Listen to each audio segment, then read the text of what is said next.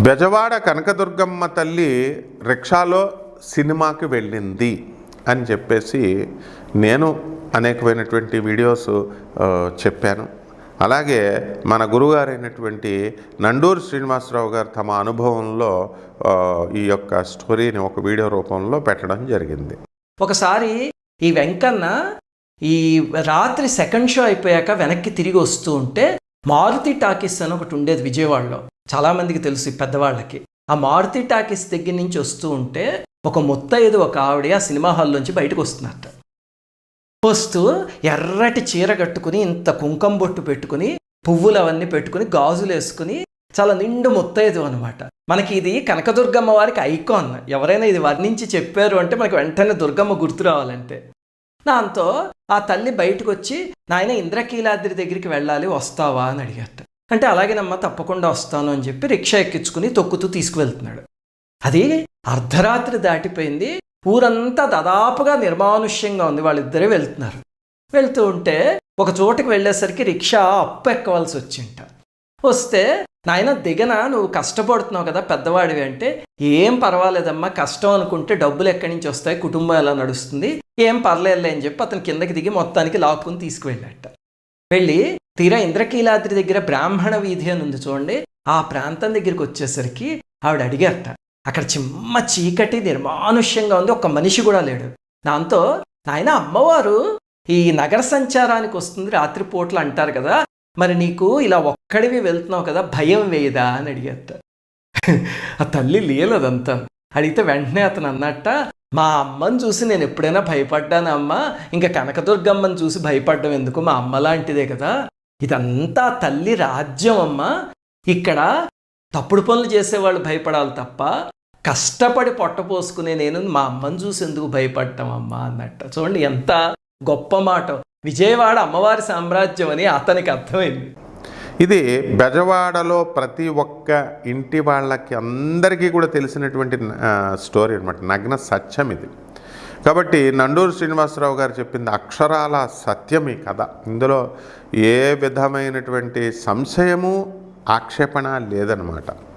ఎలా అంటే బెజవాడ కనకదుర్గమ్మ తల్లికి 1955 సంవత్సరములో మనకి ఈ స్టోరీ జరిగింది. రోజులు మారాయి అనేటటువంటి ఒక సినిమా వచ్చింది. మరి ఆ సినిమా మారుతి టాకీస్లో విజయవాడలో ఆడింది. మేము కూడా మారుతి టాకీస్కి బోల్డ్ సార్లు వెళ్ళాం. విజయవాడలో ఉన్నప్పుడు మేము నక్కల రోడ్డు ఏలూరులో ఉండేవాళ్ళం. కాబట్టి ఇక్కడ మనకి ఈ యొక్క బెజవాడలో మా గురుదేవులైనటువంటి దత్తాత్రేయ శర్మ గారు, ఆయన బెజవాడ పాతమెట్ల కిందే అనమాట, మల్లికార్జునపేటలో అక్కడే ఉండేవారు. ఆయన పైన దేవస్థానంలో వేద పండితులు. ఆయన రోజు కూడా శివాలయాన్ని అభిషేకం, అమ్మవారికి స్వయంగా విగ్రహానికి పూజలు ఇవన్నీ కూడా చేసేవారు. మరి అయ్యన్న పంతుల కాలం నుంచి, దత్తాత్రేయ శర్మ గారి కాలం నుంచి, ఇప్పుడు ఉన్నటువంటి శంకర శాండిల్య గారు, ఉమాకాంత్ శర్మ గారు, వీళ్ళంతా కూడా మా గురుగారి శిష్యులు. వీళ్ళంతా మేమంతా కలిసి పెరిగామన్నమాట. వాళ్ళతోనే చక్కగా నండూరు శ్రీనివాసరావు గారు, ఉమాకాంత్ శర్మ గారితో ఆయన సహాయ సహకారాలతో ఆ మొగల్రాజపురం గుహల్లో ఉన్నటువంటివన్నీ కూడా ఆ కథలన్నీ కూడా చెప్పారు. కాబట్టి ఇవన్నీ నగ్న సత్యాలు. నాకు విజయవాడ టెంపుల్లో నేను అధర్వణ వేద పండితుడిని, నేను ఆ అధర్వణ వేద పండితుడిగా ఉన్నటువంటి దత్తాత్రేయ శర్మ గారు దగ్గర మేము విద్యాభ్యాసం చేసిన వాళ్ళం, శంకర శాండిల్య మేమంతా కూడా. కాబట్టి స్మార్తము ఇవన్నీ కూడా అందరూ పండితులంతా కూడా బెజవాడ అంటేనే మహాపండితుల నిలయం అది. కాబట్టి అక్కడ ఎన్నో సంవత్సరాలు మాకు ఎంత అనుబంధం ఉందంటే ఆ గుడిలో అంగుళము మాకు తెలుసు. బెజవాడ కనకదుర్గమ్మ కదలికలు మాకు తెలుసు అన్నమాట. ఇదంతా నండూరు శ్రీనివాసరావు గారు చక్కగా ఏం చెప్పారు. అక్కడ ఈ 1955 సంవత్సరంలో రోజులు మారాయి సినిమా వచ్చినప్పుడు బెజవాడ కనకదుర్గమ్మ తల్లి ఆ సినిమాకి వెళ్ళి వచ్చింది. అంటే ఢిల్లీ వెంకన్న అనేటటువంటి ఒక రిక్షా పుల్లర్, యాదవ కులస్తుడు, ఆ సెకండ్ షో అయిపోతే రిక్షా వాళ్ళ బేరం కోసం వస్తారు కదా, ఆ మారుతి టాకీస్ దగ్గర నిలబడితే ఒక ఆమె పట్టు చీర కట్టుకొని ఎర్రని వస్త్రాలు కట్టుకొని అసలు ఇంత నుదుటిని ఇంత బొట్టు పెట్టుకొని అని అనగానే మల్లె పువ్వులు తెల్ల పెట్టుకొని అని అనగానే మనం వెంటనే ఎవరు గుర్తొస్తారు? మనకి అమ్మలగన్నయమ్మ, ముగురమ్మల మూలపటమ్మ దుర్గమ్మ, మనకి కనకదుర్గమ్మ అలా మైండ్లోకి వచ్చేస్తుంది. అంటే దుర్గమ్మకే ఐకాన్ అనమాట. ఈ సింబల్స్కి ఐకాన్, అమ్మ యూత్కి ఐకాన్ అమ్మవారు దుర్గమ్మ. సో ఆ అమ్మవారు రిక్షా వస్తావా అబ్బి అని చెప్తే వస్తానమ్మా అంటే పాత గుడికి వన్ టౌన్కి అని చెప్పేసి అక్కడికి ఇంద్రకీలాద్రి కనకదుర్గమ్మ తల్లి కొండ మీదకి వెళుతూ దారిలో ఏమరా బెజవాడ కనకదుర్గమ్మ తిరుగుతూ ఉంటుందని తెలుసు కదా, మరి ఇక్కడ నువ్వు నేనే ఒంటరిగా మనం రిక్షాలో వెళ్తున్నాం, మిగతా వాళ్ళు ఎవ్వరు లేరనమాట, మరి ఒంటరిగా ఉన్నప్పుడు నీకు భయం ఏదా అని అమ్మవారు అడుగుతుందంట. అడిగితే ఆయన ఏం చెప్పాడు? మా అమ్మని చూసి, ఇంట్లో అమ్మని చూసి నేను ఎక్కడన్నా భయపడతానా? ఆ అమ్మ కనకదుర్గమ్మ అంటే ఎవరు? సర్వలోకాలకి మా అమ్మ లాంటిదే, కాబట్టి మా అమ్మే ఆమె, అందువలన ఆమెను చూసి నేను ఎందుకు భయపడతానని ఎంత మెచ్యూర్డ్గా ఆన్సర్ ఇచ్చాడు. అది ఆన్సర్ ఇవ్వాల్సిన విధానం. అంతేగాని ఎవరంటే భయపడతారు? మహిషాసురులు లాంటి వాళ్ళు, దుష్టులు, రాక్షసులు. ఆ కాలంలో రాక్షసుల రూపంలో ఉన్నారు, ఇప్పుడు మనుషుల రూపంలో క్రైములు చేసేటటువంటి వాళ్ళు, వెధవ పనులు చేసేటటువంటి వాళ్ళు భయపడాలి. నాకెందుకమ్మా అని అనేసరికి సబ్బాస్ అనుకొని అమ్మవారు సరే వెళ్ళిపోయారు. వెళ్ళిపోయిన తర్వాత ఇలా కబుర్లు చెప్తున్నాడు వాడు. వెళ్ళిపోయేసరికి పాత మెట్ల దగ్గరికి వచ్చేసరికి అమ్మవారు ఒకటేది, ఆ పాత మెట్ల దగ్గర కనకదుర్గమ్మ తల్లి గుడి పాత మెట్లు అనమాట. అమ్మవారు ఆ మెట్ల గుండానే పైకి వెళ్ళేదనమాట. కాబట్టి అక్కడికి వచ్చేసరికి వాయిస్ వినకపోయేసరికి, రెండోసారి చెప్పిన వాయిస్ వినకబడిపోయేసరికి వెనక్కి తిరిగి చూశాడట. వెనక్కి తిరిగి చూసేసరికి కనకదుర్గమ్మ అందులో లేదు. లేకపోయేసరికి ఏమైపోయిందిరా నాయన అంటే ఆవిడ మెట్లు ఎక్కుతూ కనబడుతుందంట. అమ్మ మరి నా డబ్బులమ్మ అని అడిగేసరికి ఇచ్చేసాను రా, నీ తలపాగలో ఉంది తీసుకో అంటే ఆ తలపాగ ఇలా తీసుకునేసరికి అందులో 10 రూపాయల నోటు, ఒక బంగారపు గాజు ఉంటుందన్నమాట. ఆ బంగారపు గాజు చూడగానే వెంటనే ఏం చేసింది వీడికి ఎంత సంతోషంలో ఇంకా వాడికి ఆనందం పట్టుకోలేక గట్టిగా అరిచేసాడు, పిచ్చిగా అరిచేసరికి చుట్టూ జనం ఏమైందిరా నాయన అని చెప్పి వచ్చేసారు. అంతరాత్రి కూడా వచ్చేస్తే ఇది జరిగింది చెప్పారు. చెప్తే అందరూ కలిసి మర్నాడు పొద్దున్నే కనకదుర్గమ్మ గుడికి వెంటనే వెళ్ళారు. వెళ్తే అక్కడ ఒక మూల సీట్లో పసుపు కుంకుమ పడి మల్లెపువ్వులు, ఈ పువ్వులన్నీ కూడా పడి ఉన్నాయి. కనకదుర్గమ్మ ఈ సినిమాకి వచ్చింది అని కన్ఫర్మ్ చేసుకున్నారు. అయితే నండూరు శ్రీనివాసరావు గారు వాళ్ళ నాన్నగారిని అడిగితే వాళ్ళ డాడీ ఏం చెప్పారంట, మరి ఇది కాదు, మల్లెపూలు అవన్నీ లేవులే, కానీ ఇందులో ఈ స్టోరీ మాత్రము కరెక్ట్, ఇది పసుపు కుంకుమ ఆ స్టోరీ కాకుండా మామూలుగా ఆమె వెళ్ళడం కరెక్టు, రిక్షావాడిని ఎంక్వైరీ చేయడం కరెక్టు, ఇదంతా కరెక్టు అని చెప్పారట.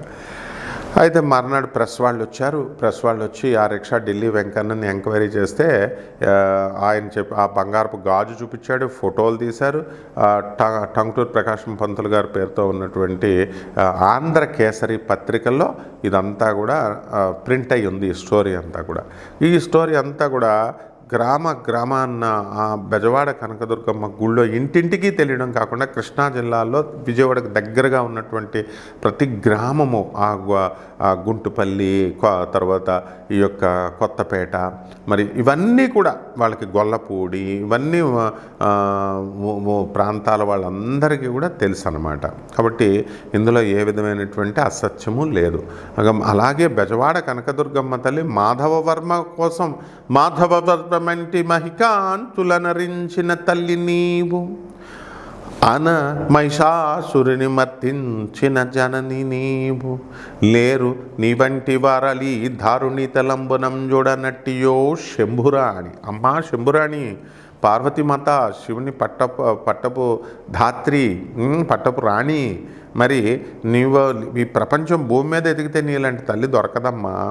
ఎందుకు? మాధవవర్మ కోసం ధర్మంగా పాలించినటువంటి మాధవవర్మను వంకగా పెట్టుకొని బెజవాడలో బంగారపు వర్షాలతో నువ్వు చినుకులు సృష్టించావు, బంగారపు వర్షాన్ని సృష్టించావు. ఇది ఆర్కియలాజికల్ డిపార్ట్మెంట్లో నమోదై ఉంది, ప్రతి ఒక్కళ్ళు వెళ్ళి చూసుకోవచ్చు. ఆ క్షణంలో, ఆ సంవత్సరంలో, ఆ రోజులో మనకి 16వ శతాబ్దంలో మనకి ఈ యొక్క శాసనాలు ఉన్నాయి, ఈ బంగారపు వర్షం కురిసిందని. అలాగే మహిషాసురుడు వంటి రాక్షసులను మర్దించావు తల్లి నువ్వు. బెజవాడ కనకదుర్గమ్మ తల్లి గుడి దగ్గర నుంచి త్రిశూలం పట్టుకొని ఆమె తరుముతూరు ఆ మహిషాసురుని వెళితే వాడు చాముండి హిల్స్ మైసూర్లో అక్కడ వాడిని చంపితే ఆ ప్లేస్లో మహిషాసురుడు బొమ్మ పెడుతుంది. మళ్ళీ మరి బెజవాడకి లింక్ ఏమిటంటే తరమడం స్టార్ట్ చేసింది బెజవాడ నుంచి, చంపింది అక్కడ. మళ్ళీ ఆ యొక్క త్రిశూలాన్ని తీసుకొచ్చి బెజవాడ కనకదుర్గమ్మ గుళ్ళో కోనేరు ఉండేది. మా చిన్నతనంలో మేము అందులో స్నానాలు చేసేవాళ్ళం, ఆడుకునేవాళ్ళం. ఆ కోనేరులో కడిగింది. ఆ కోనేరుని మా గురువుగారు అయినటువంటి దత్తాత్రేయ స్వామి వారి కమిటీ ఆధ్వర్యంలో, ఆ వేద పండితుల ఆధ్వర్యంలో, ఇవి కృష్ణ వేణుగోపాల్ రెడ్డి గారు హయాంలో ఉన్నప్పుడు ఈ డెవలప్మెంట్ బిల్డింగ్స్ అన్నీ కూడా ఎక్స్పాన్షన్ చేయాలా, రోడ్స్ని ఎక్స్పాండ్ చేయాలన్న ఉద్దేశంతో దాన్ని మూసేయడం జరిగిందనమాట. ఆ విధంగా మనకి బెజవాడ కనకదుర్గమ్మ తల్లి యొక్క తత్వం అటువంటిది. మరి ఆ విధంగా ఆ పత్రికలో నమోదైంది కదా, అది చూసి మొత్తం భక్తులంతా కూడా గ్రామాల్లో అంతా కూడా సంతోషించారు. అక్కడ ఇప్పటికి కూడా రాపాక శివ అని ఆ బెజవాడ కొండ మీద ఉంటాడు, బుక్ స్టాల్ రన్ చేస్తాడు. ఆ పాత మెట్ల కిందే వాళ్ళ ఇల్లు. రాపాక లక్ష్మణరావు అంకుల్ అని ఉంటాడు, ఆయన చనిపోయాడు ఇప్పుడు హార్ట్ అటాక్ వచ్చి. వాళ్ళ అబ్బాయి శివ వాళ్ళంతా కూడా ఉన్నప్పుడు మేమంతా కలిసి అక్కడ పెరిగిన వాళ్ళం అన్నమాట. ఆ రాపాక లక్ష్మణరావు అంకుల్ కూడా చెప్తూ ఉండేవాడు, ఇక్కడ పాతపట్నంలో, పాత టౌన్లో, వన్ టౌన్లో ఆ యొక్క బ్రాహ్మణ వీధిలో అమ్మవారు తిరుగుతూ ఉండేది. మాకు గజ్జల సౌండ్ ఉండేది. అంటే కొండ పక్కనే, కొండ కిందే అనమాట వాళ్ళ ఇల్లు. కాబట్టి మాకు కనకదుర్గమ్మ కనబడేది, కనకదుర్గమ్మ సౌండ్ వినబడేది. మేమంతా లోపల ఉండేవాళ్ళం నాయన రాత్రి 12 గంటలకని. కాబట్టి ప్రతి ఒక్క బెజవాడ సిటీలో ఉన్నటువంటి కనకదుర్గమ్మ గుడిలో ఉన్నటువంటి ఆ గుడికి దగ్గరగా ఉన్నటువంటి వాళ్ళకి జరిగినటువంటి అనుభవాలు ఇవన్నీ కూడా నగ్న సత్యాలన్నమాట. కాబట్టి ఇలాంటి అనేకమైనటువంటి అంశాలని మరి నండూరు శ్రీనివాసరావు గారు చక్కగా ఇవన్నీ కూడా సినిమాకి వెళ్ళడం అనేది నేను కూడా సంశయించాను. అమ్మవారి సినిమాకి వెళ్ళడం ఏమిటి, అమ్మవారు సినిమాకి వెళ్ళిందని ఇలాంటి వీడియోలు పెడితే మూఢనమ్మకాలని నరుక్కుంటూ వస్తున్న నేను అమ్మవారు మళ్ళీ మూఢనమ్మకాలు ప్రోత్సహించినట్టు అవుతుంది కదా అంటే, అది మా కళ్ళతో చూసాం కాబట్టి ఈ సంఘటనలన్నీ విన్నాం. ఇప్పుడు రాపాక లక్ష్మణరావు గారు వీళ్ళంతా అక్కడే శ్రీదేవి పబ్లికేషన్స్ అని విజయవాడలో ఉంటారు, బంగారం గారని చెప్పి గణేష్ గారని, వీళ్ళంతా మాకు వన్ టౌన్లో ఆ బ్రాహ్మణ వీధిలో వాళ్ళంతా అమ్మవారి గుడికి అస్తమాను వస్తారు.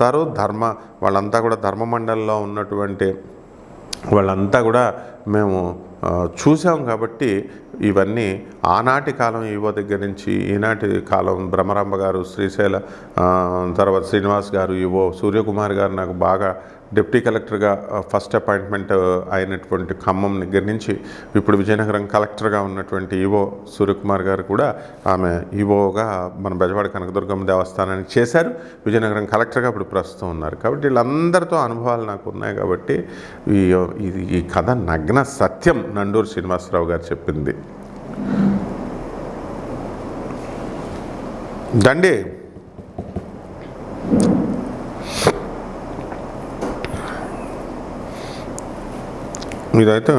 ఇదైతే రెండో కథ.